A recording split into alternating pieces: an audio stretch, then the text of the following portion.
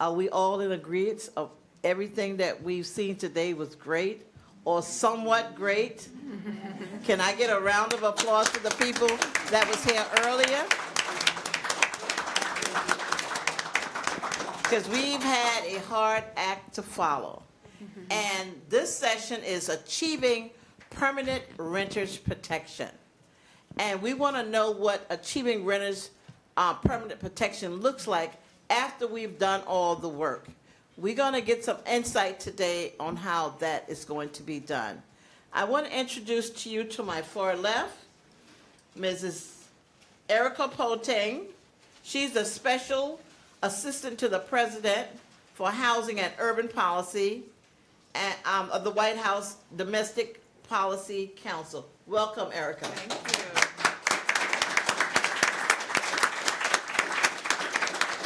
And seated next to Erica is Ms. Faluke Akani. She's a housing policy organizer, Housing Action from Illinois. Welcome, Faluke.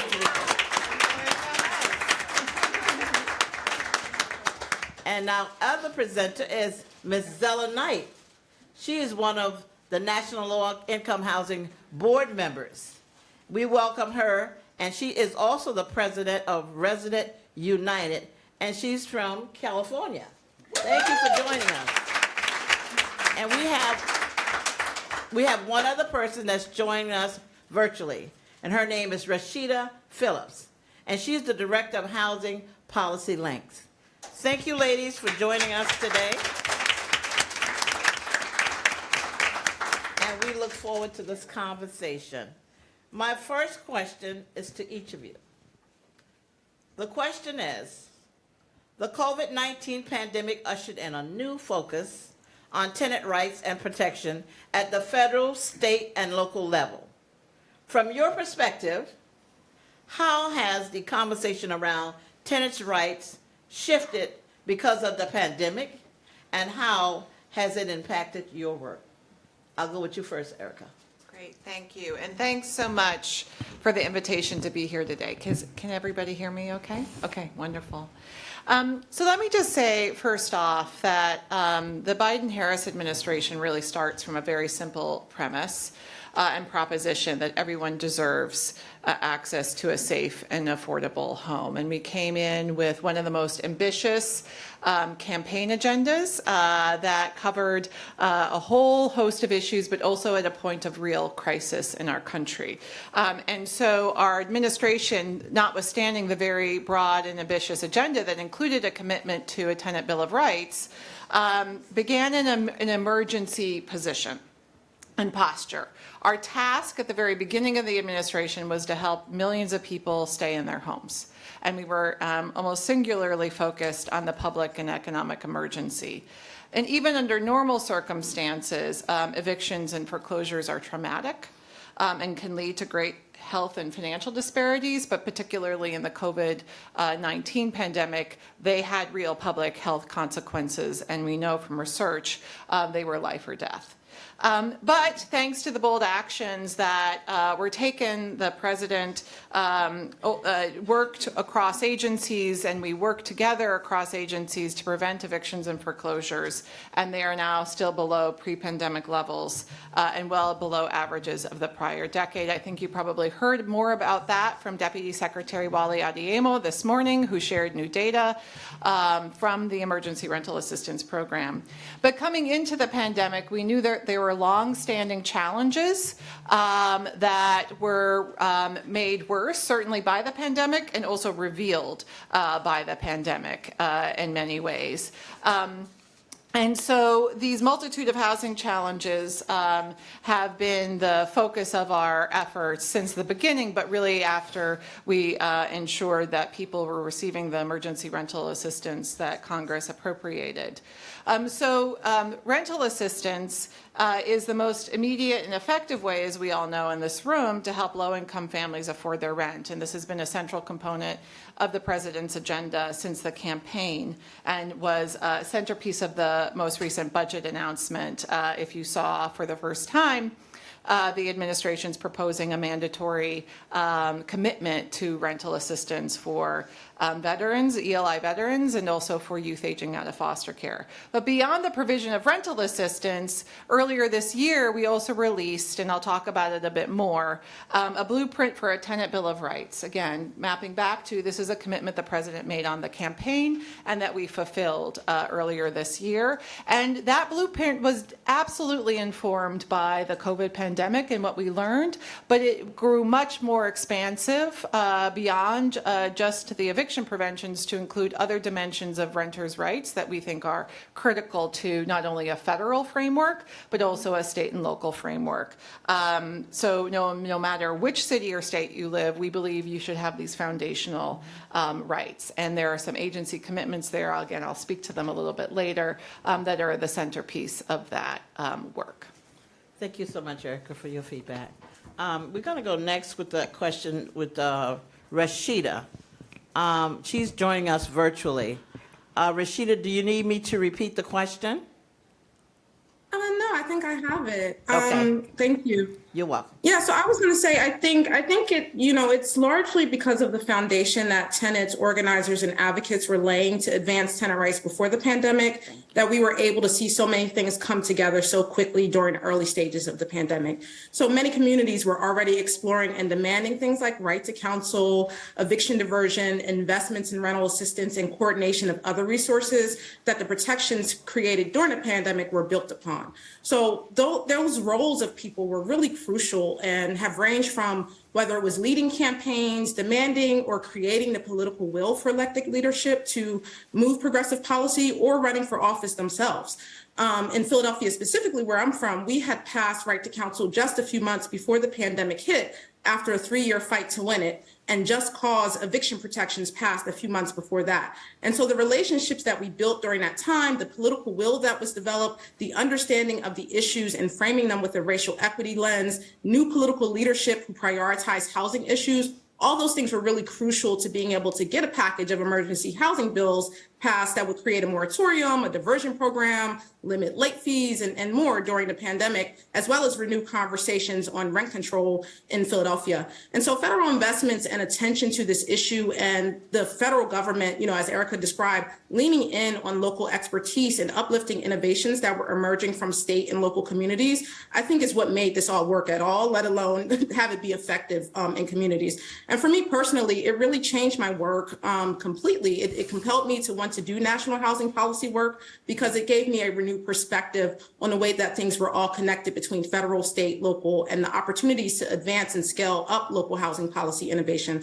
So I was really excited to take the work that I had done in alongside of housing organizers and advocates in Philadelphia and figure out ways to scale that up and take those experiences to the national and federal community. And so, we've proven that we can innovate in times of emergency. So how do we carry that forward in the long term and forever change how housing policy is done and how housing is invested in both by the federal government and by local governments? Thank you so much, Rashida. Next, we'll turn to Zella Knight. Why am I here? Rashida said everything that I needed to say. We are so great when it comes to crisis. And so all that the effort did was expedite, move it in the effort to prevent loss of lives. We saw the numbers grow, not only in regards to the pandemic, but in regards to what happened in the homeless realm when you have people on the street and you don't have those wraparound services or housing first mechanisms there. It afforded us to connect with each other. I'm from Los Angeles, California. You know that's an island. New York is the other island, but LA, we'll just leave it there. But it afforded us to connect with other resident coalitions, such as my partner, Mindy Woods in Seattle, and we connected the dots in regards to what Seattle has established in regards to already pre-pandemic, in regards to right to counsel, source of income, and other elements that continued to exacerbate those homeless and housing instability numbers. So we did what we were supposed to do then. Now our efforts need to be continued. Okay, thank you so much, Ms. Knight. We're going to go to Feluke. Next, Yeah. same question. The same question. I think I'm going to just echo what everybody else has been saying when it comes to the pandemic, is that, especially, I guess, talking from Illinois' perspective, the pandemic put a focus on homes and safety. So when the state of Illinois had like a stronger eviction moratorium than the federal government, and majority of people had to stay at home, a new focal point was put on homes and making sure people were staying home and being safe during the pandemic. It also helped to push a lot of our legislative options, bills. I think I have some of my colleagues who fought together with the Illinois Coalition for Fair Housing on source of income and pushed that bill forward because we had political will and legislators who saw this as an important legislation to pass. And then it also, in Illinois, we were able to pass a temporary eviction ceiling with the COVID Emergency Housing Act that helped to seal eviction ceilings between March 2020 and March 2022. So it helped to kind of push political will to do those things because they knew that health and safety and homes were tied together. Thank you so much.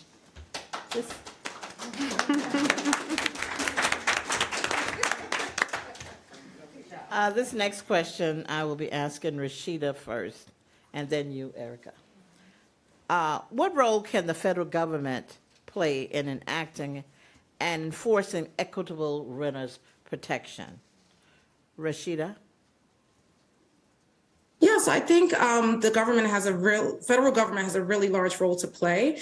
I think one of the things and one of the places where we can start is definitely thinking about emergency rental assistance and the need for continuing that type of support, given that the data shows us about who is still behind on rent and at risk of being evicted. So many households could benefit from a permanent emergency rental assistance program that's a system, even outside of the pandemic. Federal Reserve research shows that in 2021, about a third of U.S. households said that they would not have enough money to cover a $400 unexpected expense without a credit card, payday lender, borrowing or selling something, or just flat out wouldn't be able to pay it. And then when emergency expenses arise, these same households are forced to make really impossible choices between rent and other expenses. Emergency rental assistance could provide funds for households to cover moving costs in case of an urgent issue like serious repairs, or to help avoid forcible evictions for households with one-time financial crises. So, right, we know car accidents, family deaths, unexpected health costs arise all the time, right? But for some of us, that means we could be homeless the next week or month, right? So in that same report, for example, renters face the highest challenges with paying their bills. 36% said that they would not have anywhere to go if they had to move out of their homes because they couldn't make rent payments. So again, one life circumstance that we all deal with could change that, could mean a difference for folks. And then we know that there were challenges with a lot of these, even though we saw really historic investments with ERAP and these programs, and they've been largely successful for many communities, there's still really significant challenges that we're facing and that communities are facing to be able to access these dollars. And so making the dollars permanent is one thing, but then really thinking about equitable access is another thing, right? So the latest data from my organization, the National Equity Atlas, shows us that although pandemic era public health restrictions have been lifted, people of color are still feeling the aftermath of the pandemic, and that nationally there's over 5 million households behind on rent, and 65% of those households are households of color.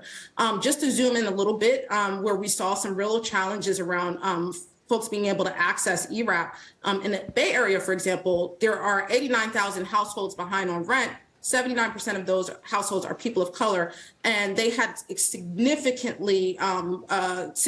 challenges accessing ERAP. And so we also did a study, National Equity Atlas did a study on that as well last year, and I don't have the current stats there, right? But we saw that over 30% of reviewed applications were denied assistance in those programs, and that there was a real impact in terms of race, gender, language access, in terms of who could access that. And then statewide data also reflects what was happening in the Bay Area. Things like long wait times for review of applicants coupled with high denial rates.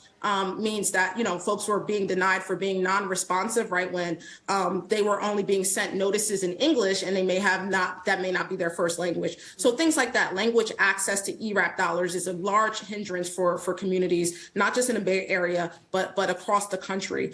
So those are some of the things that, right, we would want to see permanent rental assistance, those sorts of things, but really have it be targeted and have the program address these issues like long access, barriers to access and long wait times, particularly for communities that are marginalized because of lack of English as their first language and other issues that go beyond that. Thank you, Rashida. And we need renters protection more than ever now, since, you know, most states, I think all states, has ended the SNAP benefits as far as the extension for our tenants. So more than ever, we are noticing a much wider variety of evictions going on in the different states. So we thank you for that comment, and I'm going to turn it over to Erica to answer that same question. Thank you. Oops. There you go. Can you hear me now? Okay, that's great. Thank you for that. And I think Rashida did a great job of laying out some of the investments in infrastructure that were so critical during the eviction crisis. And that's why we included $3 billion in the president's budget proposal to really incentivize co-investment in the continuation of those kinds of investments to carry forward what we learned during the pandemic and ensure that we're building upon that foundation and continuing it forward. As we partnered with many of you and definitely the National Income Housing Coalition during the crisis to enact some of these reforms and to partner locally on protections for renters during the crisis. And we're incredibly proud of that work and learned a lot from you and from others during the pandemic.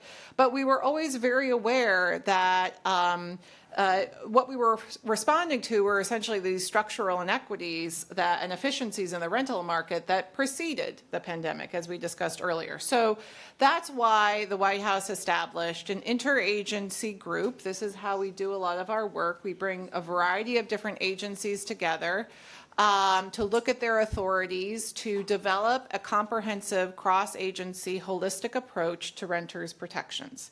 And we did that work over a year and consulted with tenants, with housing providers, with legal advocates, with state and local governments, taking in the input, experiences, ideas, and applying that to the development of a blueprint for a tenant bill of rights. It's a guiding document that informs a broad set of actions. We featured some actions in the blueprint itself. Those are a beginning, for sure, not an end. The work is ongoing. But these are the kinds of actions that we agencies are beginning and have already committed to, and you're starting to see the fruits of that. So for instance, some of the things the federal government can do that we've already started to do that were in the blueprint include an action that the Federal Trade Commission and the CFPB, the Consumer Federal Protections Bureau, took just a few weeks ago, which was to issue a request for information on collecting and identifying unfair practices, particularly for applicants for rental housing and tenants of rental housing that are affecting their ability to access or stay. And this request for information is still open. It will be open for 90 days. I think it ends in the end of May, and I strongly encourage people to submit comments, as that will be an important foundation for both of those agencies that do have legal authorities to regulate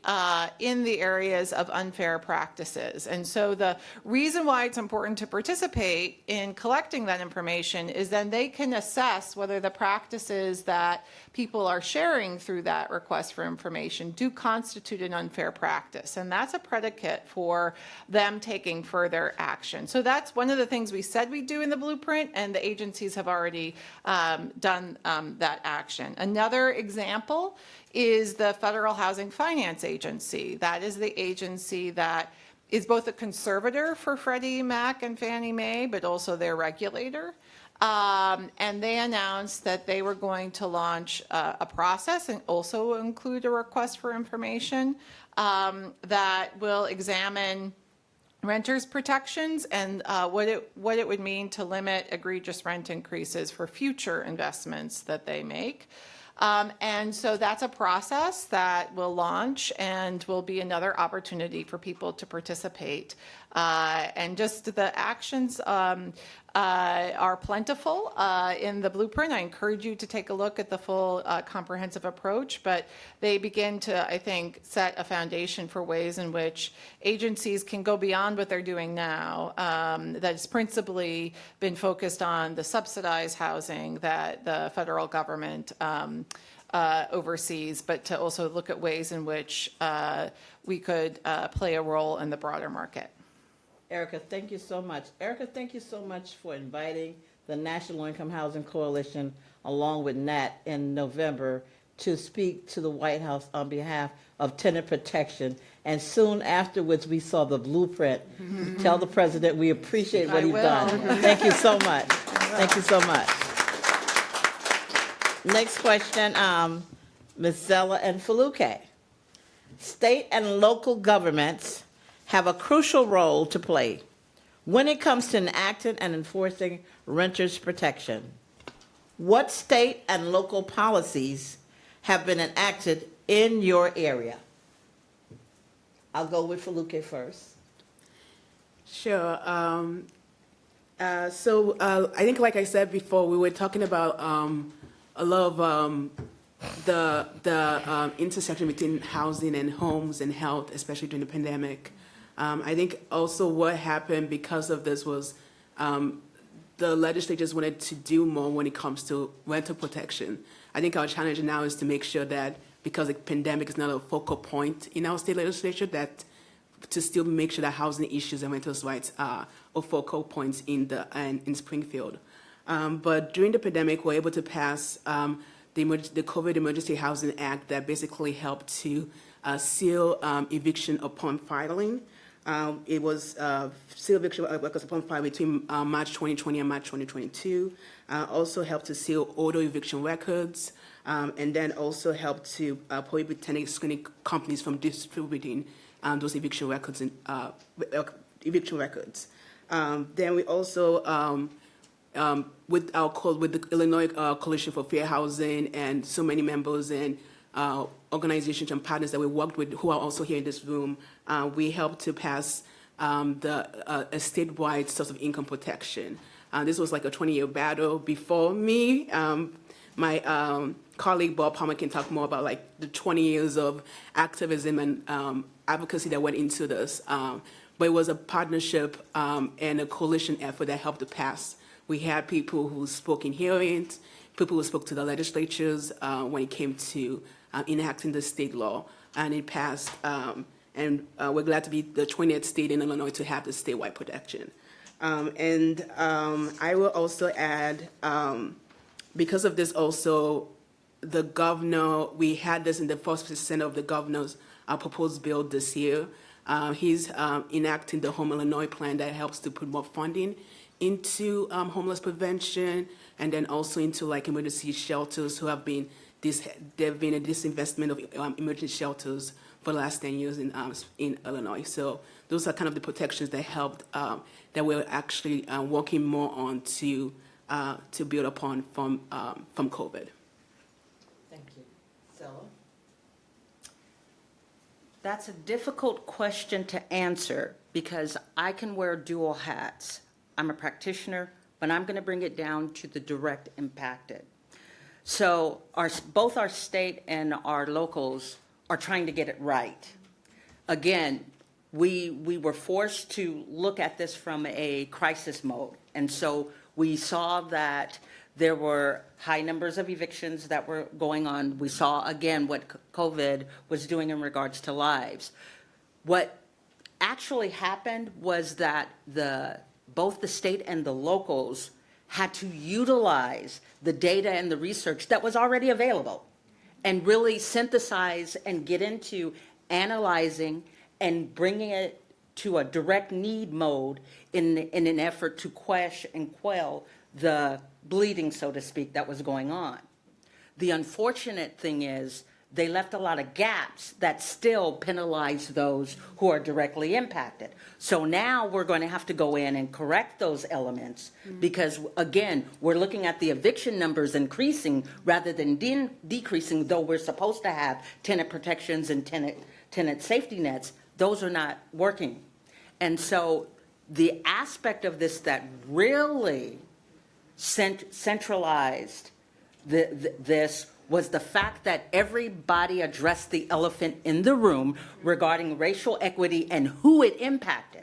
So our respective state got creative through our governor. He developed an executive order requiring each of his agencies, and thank you again to President Biden for doing that now in the effort to get that continuation. But our governor is doing that aspect of it. The unusual element to Los Angeles is that we have county, we have cities, and then we have other municipalities, other cities who can operate on their own. Those are not connected. And so what is a needed element is an equity index that Rashida's group, Policy Link, was already forward thinking long ago in the effort. We didn't expect the pandemic to happen, but we knew what was the driving force for those of us who are BIPOC. And so that element is the greatest asset that the states and local are doing. They're looking at it from the approach of who are the needed and building forces to surround them with that. Thank you. I hope you guys are digesting all of this great information from these great women up here. Okay, next question. I'm going to ask each of this question. Erica, I want to start with you. How can advocates get involved, whether at a local, state, or a national level, in the push for increased tenant protection? Thank you for that question. So I think one of the ambitions we have for the blueprint, which is built around 5 principles, and we speak to state, local, and federal policy, is that it will become an important framework that many can use, including advocates for advancing tenant protections at a variety of different levels. So the blueprint's organized around 5 principles: safe, quality, accessible, and affordable housing. So one of the things we featured were a set of commitments that, in this case, state housing finance agencies were making at the local, in particular Wisconsin and Pennsylvania, where they decided to limit the growth of rents in low-income housing, tax credit housing. So that's an example of a state action. And then when we talked to them about that commitment, it was because they heard from a lot of people, a lot of advocates about the growth even in LIHTC housing, in the growth in rents. So that's an example. Clear and fair leases is another principle that anchors the blueprint. We think this is incredibly important, and we learned actually quite a lot in looking at the literature here. And I think, leases are frankly not something the federal government has a lot of role in. It wasn't it is not a document that, for instance, the CFPB has been given authority for regulating. These are principally regulated at a state and local level. So we think it's critically important that renters should have clear and fair leases. That is a state and local issue that we hope folks will take a closer look at. Education, enforcement, enhancement of renters' rights. I mean, this is, and especially in relationship to the Fair Housing Act, that is the place where we, frankly, at the federal level, have a lot of opportunity. And this source of income discrimination that Fuluke mentioned, or certainly we're seeing examples of that across the country. And we continue to look for ways to strengthen source of income protection, for instance, at the federal level, too. The right to organize, we think, is critically important. There are features of that, obviously, in our federal policy, but we felt it was incredibly important to name as something that should also extend to other aspects of our housing as well. And then the fifth principle that we've talked a lot about already is eviction prevention, diversion, and relief. And here I do think it's really important to complement and continue some of the efforts, and we're seeing examples of this at the state and the local level, extending what we learned. We talked a lot about that, extending what we learned through the pandemic to continued investment and protections at the state and local level as well. Thank you. Going to Rashida to answer that question also. Rashida? Yeah, thank you. So I'll just go back to what I said earlier, in that a lot of the recent policy ones that we're seeing around the country demonstrate that communities are actually ready to address structural barriers to housing access, right? We're seeing really that there's a collective shift in consciousness, a collective shift in the way that we understand housing and how we access housing, and that we need to continue growing and making available the tools communities need to be able to make those protections and those resources permanent. So things like the affirmatively furthering fair housing process that Erica just mentioned, or resources that allow communities to implement the strategies that we know work already. Things like right to counsel for tenants, things that communities are fighting for, and continuing to increase federal investments in those programs and supporting government at every level to advance protections related to it. So there I'm referencing HUD's historic investment in legal representation and expanding legal representation programs in communities. We want to see more of that, and organizing communities to get more of that. It works, right? So we see that community organizing works. And I know organizing can be a scary word for folks, right? But anyone can organize. Anyone can organize or be organized, and there's a role for everyone to play. It's something that you can engage in across all class backgrounds, races, whatever, to identify and amplify and advance the work. It just requires you to believe at a very base level, right, that humans deserve to be part of communities and have homes where they can thrive, which to me is a pretty low barrier. And just understanding that tenants' rights issues are not just tenants' issues. When renters are stabilized, communities as a whole are stabilized. When renters aren't being displaced left and right, they can invest back into their communities. So for Philadelphia, for example, we would have $1.8 billion more in disposable income in 2019 if renters were not rent burdened. So again, if renters were not paying more than 30% of their income towards rent, $1.8 billion to invest back in Philadelphia, to be able to pay for childcare, to be able to support your community, whatever it is.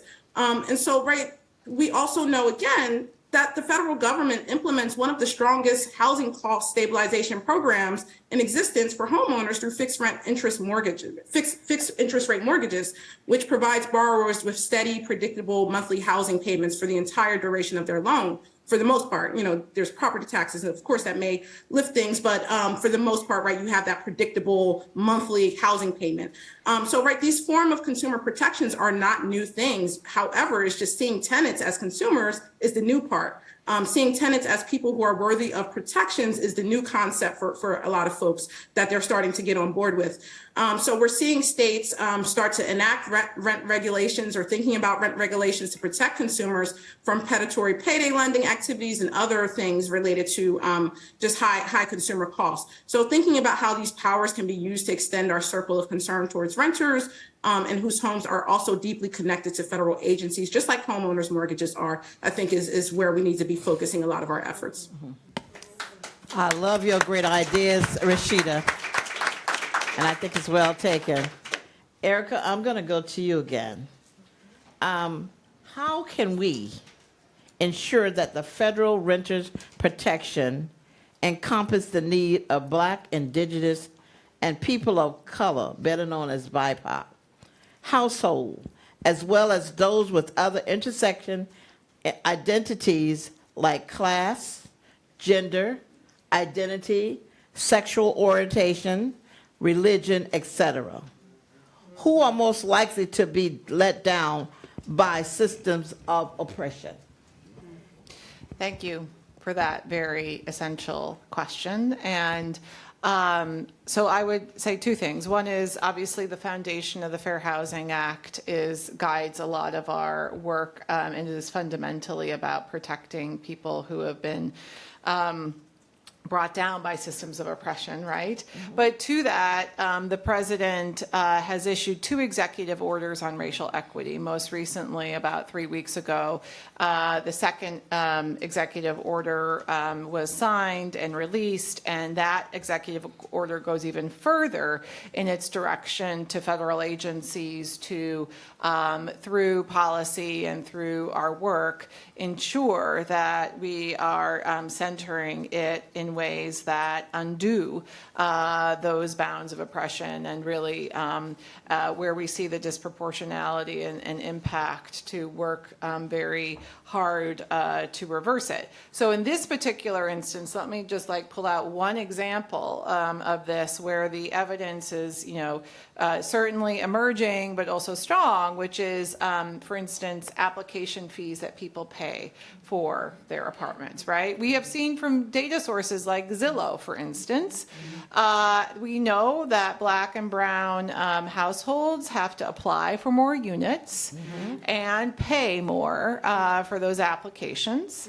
Here's the rub too. We also know from the CFPB research that what they're buying with that is a background report that often is filled with errors, and that people don't have the means by which to challenge. So one of the things we did in our blueprint is we said, okay, landlords are already required by law to notify a tenant of what came up in a background report that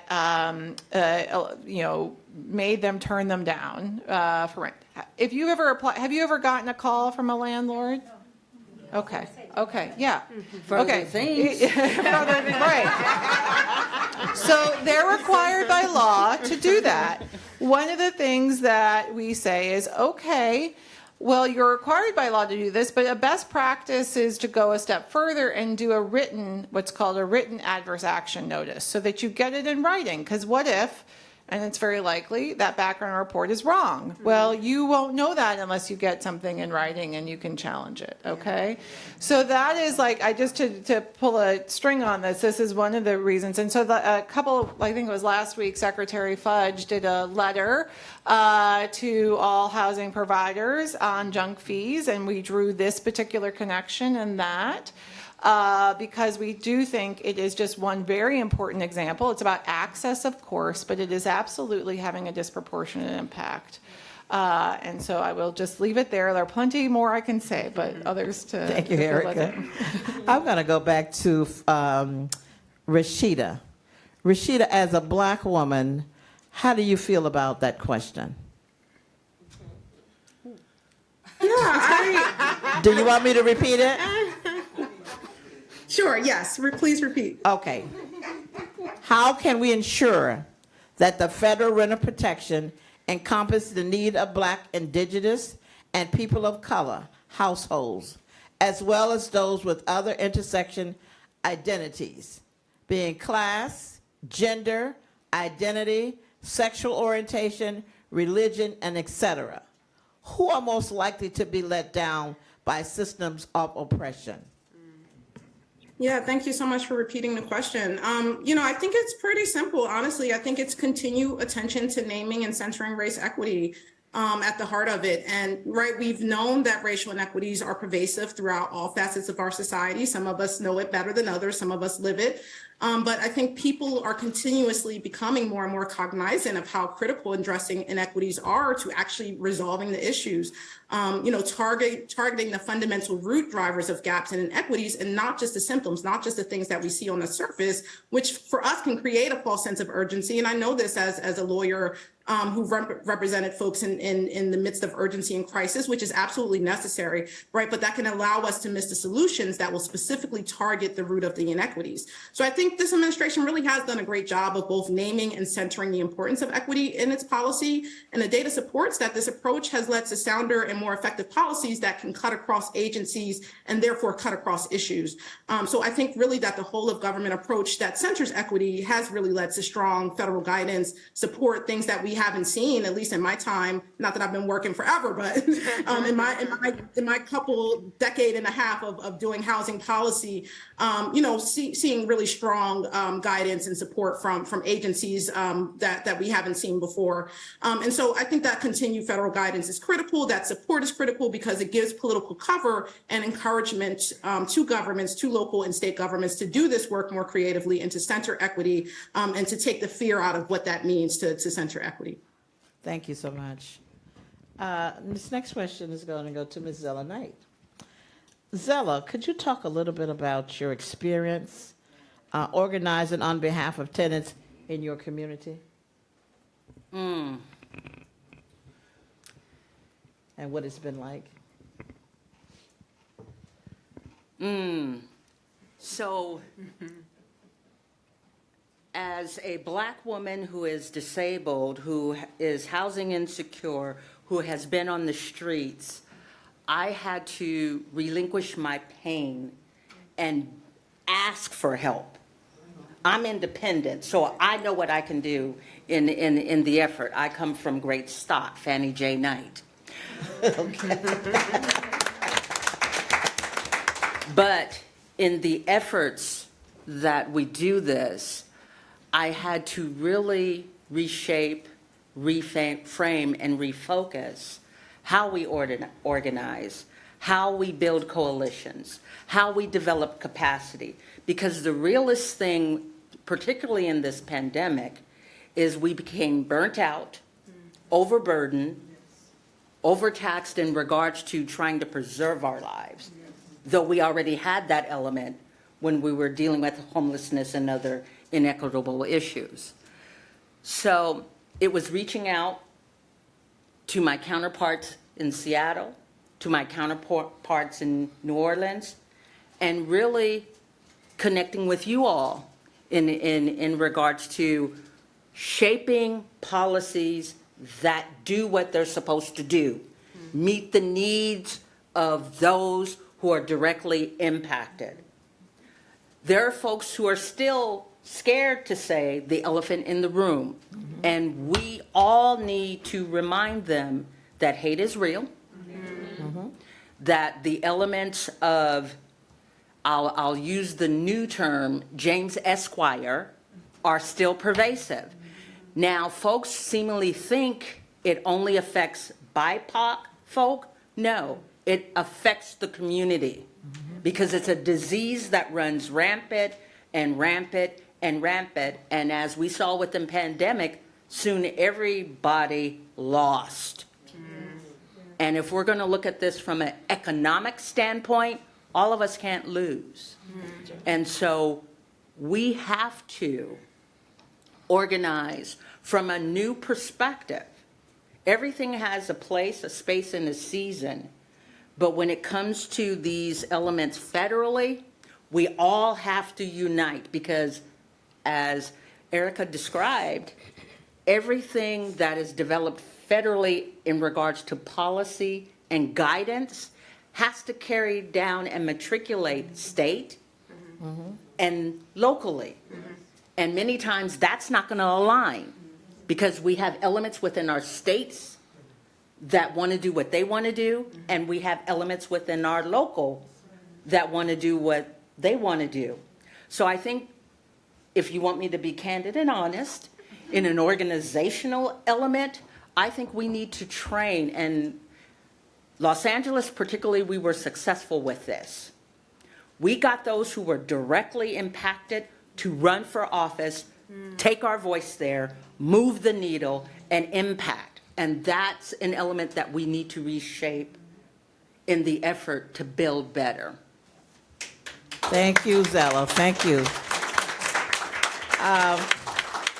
For Luke, I'd like you to share what tips would you share with this audience about the interest in organizing in their communities?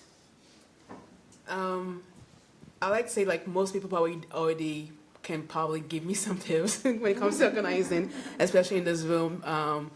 But I think there's also, like, there's power in numbers. I took from like working with Source of Income Coalition, even though it was a great effort of a lot of organizations coming together, but there was a power in numbers when people saw that there was 130 organizations endorsing this, and when people were going to the legislatures and talking to them and co-sponsoring.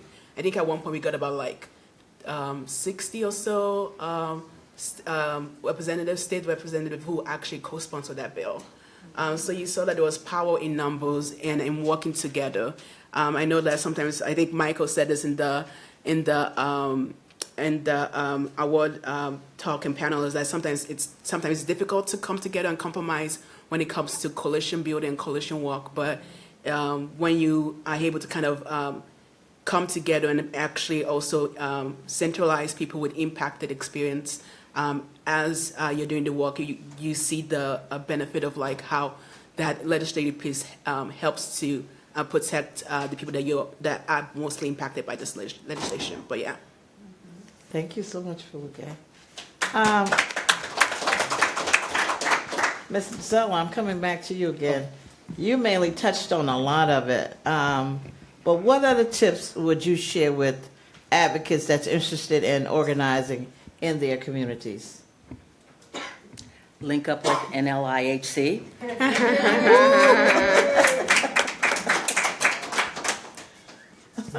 Building from the perspective of policy is important, and understanding that policy is critical. So that's my answer. Thank you so much. Thank you so much. This is going to be my last question of the evening, and I'm going to ask each of you this question. So I'm going to start with Rashida. Rashida, this is the big picture now. We're looking at the big picture. What opportunities do you see for advocacy this year? Looking at the big picture. Big picture. So, all right, big picture. Yes. I think part of the conversation that we need to start having, and that we are starting to have around the country, is around permanently affordable housing and what some may call social housing. So thinking about social housing, but basically social housing as a way to create permanently affordable housing, some of it that could be owned by the community, and as a mechanism for preserving and saving the housing stock that we already have. So thinking about things like LIHTC buildings that are reaching the end of their affordability term, and increased concentration of rental housing ownership in the hands of corporate and private equity landlords who are more likely to use predatory practices. So thinking about these new big, bold models that we can use to combat the big, bold predatory practices that we're seeing and that are starting to grow. And as we create more housing supply in this country, social housing frameworks are a model of development and ownership that is one way of ensuring that we aren't just producing housing that will be at further risk in the future. So building housing that we know will be available to tenants in perpetuity. The other thing I'll say, and then I'll turn it over to my co-panelists, our housing shortage exists most deeply in the submarkets of housing that is affordable to people earning low and extremely low incomes. So part of it is that we have to understand that the housing market is not just one big thing. It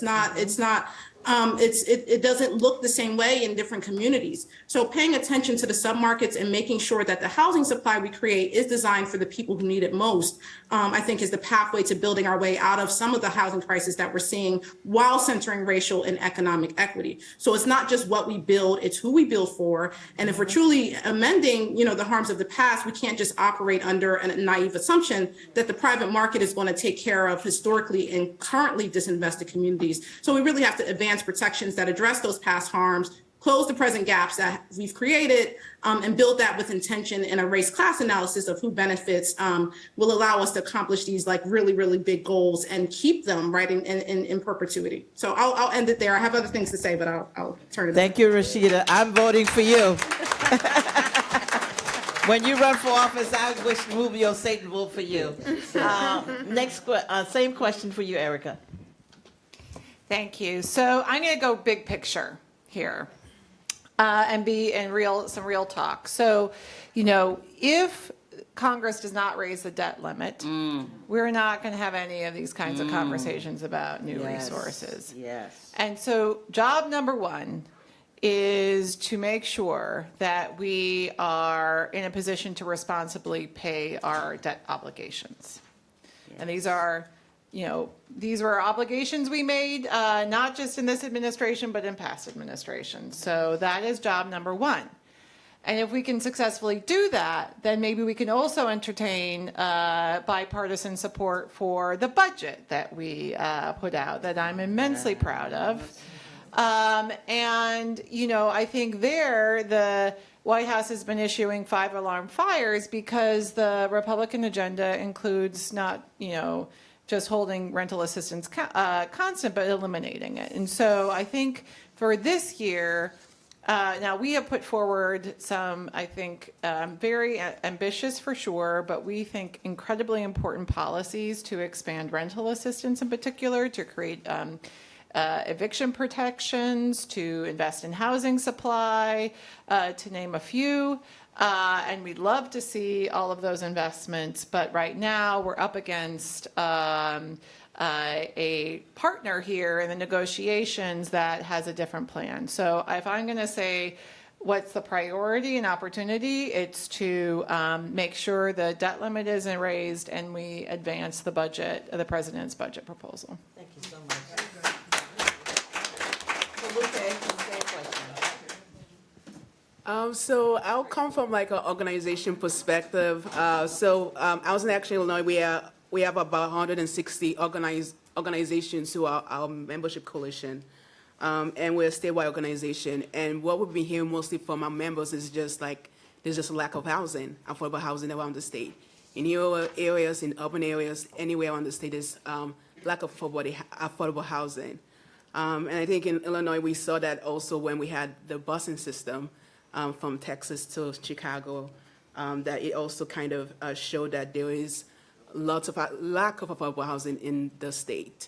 And I think National Low Income Housing Coalition just also released the gap report that showed that 34 out of 100 households in the state of Illinois have affordable housing. So that big picture-wise, as a state coalition, that's something that we want to kind of address. And then also, I guess big picture for us, but also kind of look small. Might be a small step for us. Also, kind of making sure that the eviction protections that we had during the pandemic that helped make sure that people were housed. That's something that we're fighting on right now as a coalition. As a state agency, a state nonprofit, to make sure that those eviction ceilings are permanent in the state of Illinois. So there's still a lot of oppositions from military groups, but that's something that we want to make sure that's permanent in the state.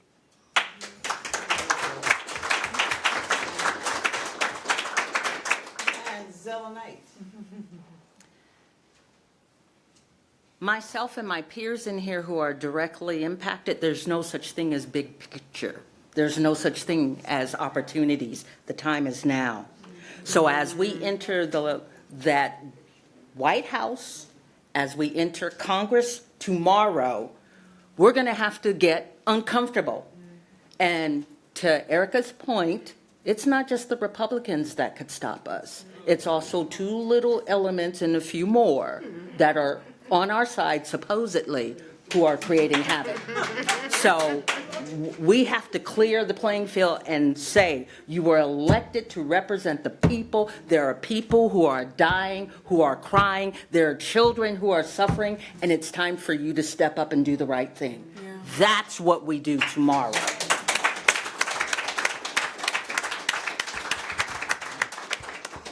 I think we've heard a lot of good information this evening from these panelists, and I want to thank them with a round of applause, please. Thank you.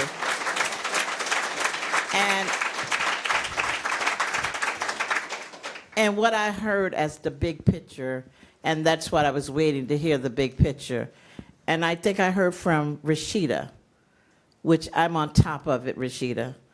Permanently affordable housing for all. Yeah. Not just some, but permanently affordable housing. And I also heard from Erica by saying about the bipartisan support with the new Congress. We definitely need that because we have a new Congress, and it's not going to be like it was a couple of years back, y'all. So look forward to some big changes already in the budget. Okay, and I heard from Faluke. She said eviction protection to become permanent in Illinois. And I like that for all the states, if they can. And Zella says that when we go on the Hill tomorrow, I'm not going to say the word I want to say, but give them you know what. Step up and give it your all. And I want to thank the panelists this evening. I want to thank you, Erica Ponting, for being here. I want to thank you for Luque, Akani, and I would like to thank you, Rashida Phillips and Zella Knight, for being our panelists. And right now, we can open up the floor to some questions. Do we have a mic? Okay, she's coming.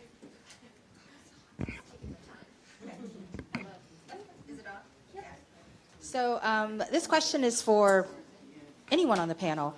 I'm just really curious as to how we can make sure when we're having this conversation on housing justice that we include those who are impacted by the criminal legal system. Housing is a reentry issue. 15% of people who are released in their first year become homeless. So when we talk about rental protections and when we talk about permanent supportive housing, my name is Taylor Novell. My nonprofit is Who Speaks For Me. We just started a pilot program called Housing for All. And it really is that. We focus on returning citizens. We provide them with, for the first year, free housing in really nice apartments where we hold the lease. The next year, they pay 10 to 15% of their salary because no one who's working poor or working class should pay 30% of their income to housing. Yet at this entire conference, other than when I was on the panel yesterday, nobody is talking about housing justice for returning citizens who are often locked out of public housing and left behind. And so I'm just really curious as to how do we make that a part of the conversation? I can take that from the California perspective.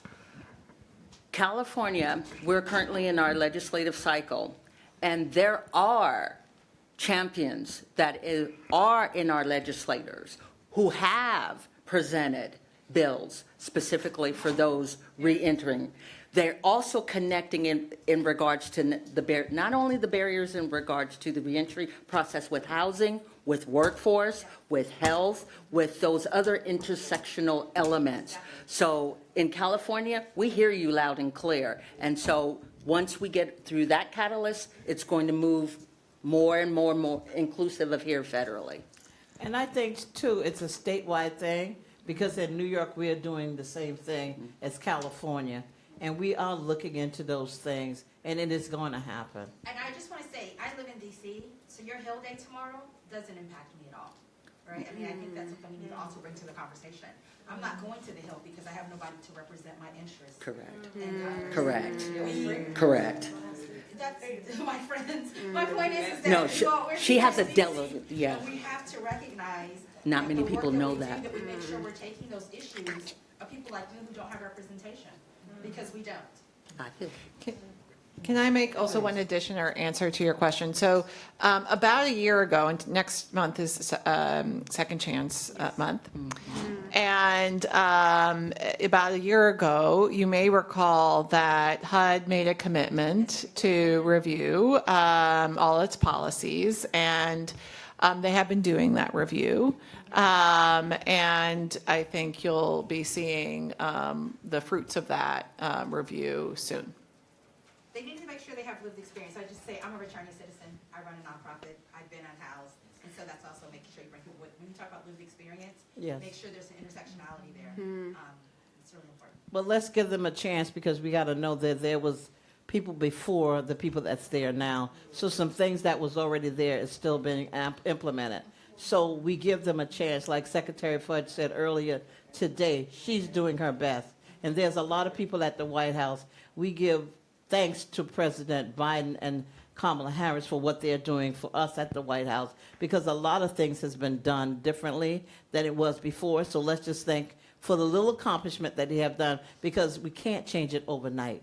We got to do it a little at a time. And I hear your sentiments, and thank you for that comment and that question. Thank you so much. If I can also just add in really quickly. Sorry. Hi. Yeah, so I was just going to add, there's also two opportunities to really think about housing at the intersections of reentry issues. One is the AFFH comment process. So if folks don't know, the proposed affirmatively furthering fair housing rule is open for public comment until April 10th. And so that's an opportunity. Policy Link, my organization, put out a public comment guide that has some guidance around if you are a person who's working on reentry issues, how to comment on the AFFH related to that specific issue and uplift those issues. And then the second opportunity is that the CFPB and FTC have done a request for information about tenant screening practices. And that's for people with eviction records, criminal records who are facing barriers with accessing housing to be able to comment on that. And there's a fair amount of comments in there already. So that's also an opportunity for folks you're working with to comment and talk about their experiences with these processes if they have records. Thank you so much, and we want you back next year. There you go. Yeah, next year we'll be doing a whole panel on reentry and housing. Okay, that's fine. That's fine. That's fine. Any more questions? Hi, my name is Mary Griffin. I'm with the Cooperative Development Foundation. I spent 10 years at the Consumer Financial Protection Bureau doing reentry work, including doing reentry work for returning citizens on financial empowerment. And I echo that need. We see it across the board. Cooperatives develop businesses that are about community wealth building. So I want to echo what Rashida said about social housing, which we're calling shared equity housing, whether it's manufactured housing parks, whether it's limited equity cooperatives, or other models. But the point is that it's not just rental or market rate. There is something in between to provide permanently affordable rental housing. And I think a lot of policies, a lot of lending policies that don't include those models are restricting people of choices, very important choices for communities and people who can work together to create their own solutions through these shared equity models. So I just want to throw that out there. We're working with ROC USA, Grounded Solution Network, National Association of Housing Cooperatives, and you have to really raise this option because we think right now it's really needed. Thank you.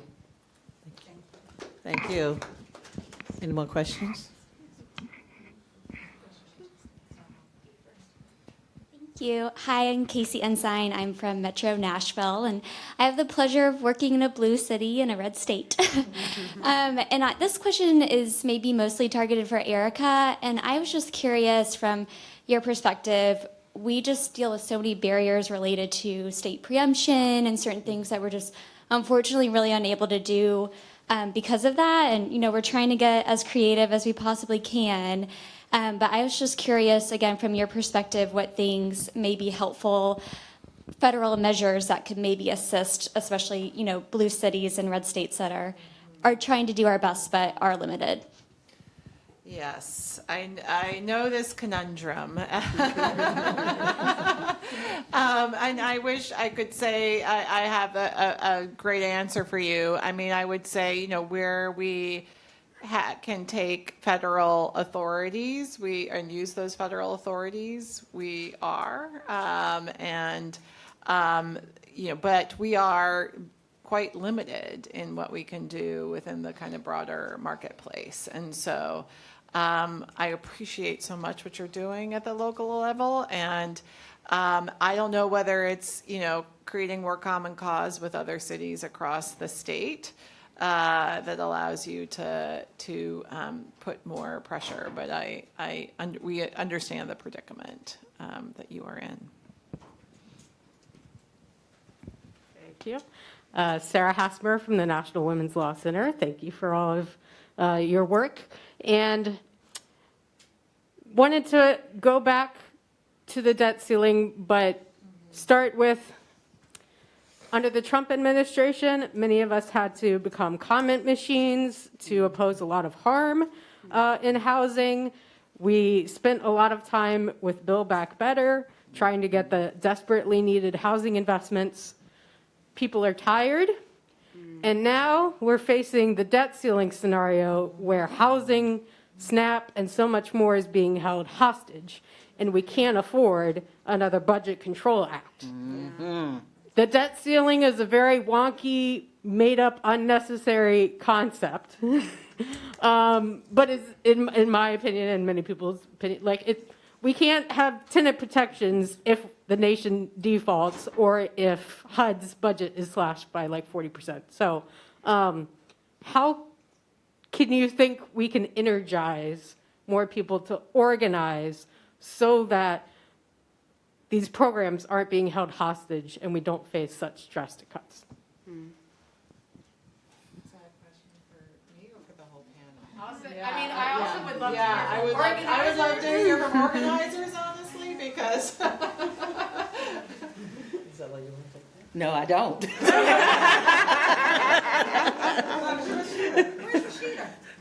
Yeah. I think the question had Rashida go.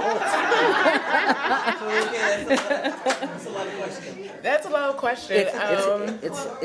Yeah. Yeah, I mean, Wow. I would say, even as housing, as you speak to members, even putting it on your list of things you're talking to folks about is a recognition that it's an agenda setting, that it's recognized as an important, frankly, it's a limiting factor to everything else we want to achieve. And so even incorporating it as part of your problem analysis or opportunity, I think would be meaningful. Okay, any more questions?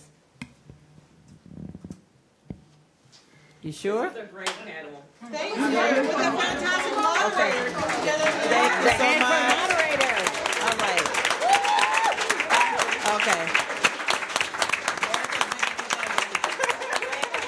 Thank you again for, we wanted to start a little early because we know everyone had a long day, and we want you to enjoy your evening before Hill Day tomorrow. So therefore, I would like again to thank the panel. I'd like to thank the staff of the National Income Housing Coalition, Ms. Kim Johnson over here, Ms. Sydney Benacourt in the back. That's the only two people I've seen from the staff. And desperately, we like to thank Diane Yentel, Yes. the Chief Executive Officer, for this great space that she has allowed us to be. And again, I don't think I introduced myself, but let me introduce myself again. My name is Geraldine Collins, and I am the Executive Director of the National Alliance of HUD Tenants, and it's been my pleasure to be the moderator this afternoon. Since the last time I was moderated by was Erica. So thank you so much. Thank you.